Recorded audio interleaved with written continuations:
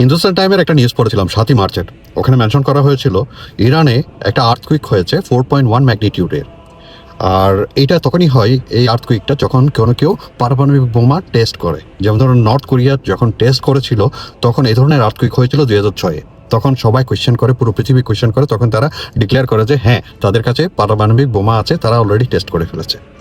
দেখেন, কোনো একটা দেশ যখন পারমাণবিক বোমা টেস্ট করে তারা গোপনে টেস্ট করে। যেমন ধরেন ইন্ডিয়া গোপনে টেস্ট করেছিল, একটা জন আব্রাহামের মুভিতে দেখেছিলাম, আর যে স্টুডিও পড়েছি। তারপর পাকিস্তানেও এই ধরনের তারা গোপনে টেস্ট করেছিল। ঠিক তেমনি অন্যান্য দেশগুলো টেস্ট করেছে, যেমন ইসরায়েলও টেস্ট করেছে, কিন্তু তারা এখনও স্বীকার করছে না যে তাদের কাছে পারমাণবিক বোমা আছে। এই আর্থকুইকটা আসার পর থেকে ইসরায়েল চাচ্ছে যুদ্ধটা এখন বন্ধ হয়ে যাক, সিজফায়ার হয়ে যাক, কিন্তু ইরান বলছে না, তাদের কিছু কন্ডিশন আছে। কন্ডিশন হচ্ছে যেমন ধরেন তাদের কাছে যেটা অর্থনৈতিক নিষেধাজ্ঞা আছে সেটা তুলে দিতে হবে, তাদের যেটা খরচ হয়েছে ওই খরচটা যুদ্ধের মধ্যে ওইটা তারা ভর্তুকি দিতে হবে, এটাই গ্যারান্টি দিতে হবে, এনশিওর করতে হবে যে তারা আর কোনো সময় এই ইরানে তারা অ্যাটাক করবে না।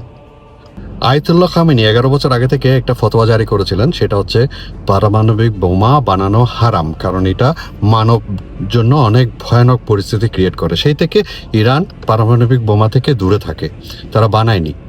এখন যেহেতু আয়াতুল্লাহ খামেনি এন্তেকাল করেছেন, এখন মুস্তাফা খামেনি এখন সুপ্রিম লিডার হিসেবে দায়িত্ব পালন করছে, উনি নাকি আরও কড়াকড়ি। তাহলে এখন উনাকে স্টপ করা এটা সহজ হবে না। সেই জন্য সবাই ধারণা করছে তারা অলরেডি পারমাণবিক বোমা বানিয়ে ফেলেছে। এখন স্টিভের মতে, স্টিভ হচ্ছে উনি যেটা নেগোশিয়েটর ইউএস সাথে গালফ কান্ট্রিতে, এখন উনি বলেছে যে ইরানের কাছে 400 কেজি ইউরেনিয়াম আছে, ওটার ইনরিচমেন্ট হচ্ছে 60%। ইনরিচমেন্ট 60% বলতে যেমন ধরেন ইউরেনিয়াম হচ্ছে যেমন একটা কফি কাপে আপনার কফি আছে, আর চিনিও আছে, দুধও আছে। এখন আপনি যদি কফি বাড়াতে থাকেন ওটার ঘনত্বও বাড়বে, আর এটা তিতা হয়ে যাবে, মানে এটা স্ট্রং হয়ে যাবে। ঠিক তেমনি 60% ওটার ঘনত্ব। এখন পারমাণবিক বোমা বানাতে লাগবে 90%, আর উনি এটাও বলেছেন যে 90% হতে লাগবে মাত্র 2 থেকে 3 সপ্তাহ। 90% যদি ইনরিচমেন্ট হয় তাহলে তারা যেটা তাদের কাছে ইউরেনিয়াম আছে ওটা দিয়ে প্রায় 10 থেকে 15টা নিউক্লিয়ার বোমা বানিয়ে ফেলতে পারে। এখন যদি ওনারা বানিয়ে ফেলে তাহলে এটা যদি পারমাণবিক বোমা তারা যদি ব্যবহার শুরু করে, তৃতীয় বিশ্বযুদ্ধ শুরু হবে না তো?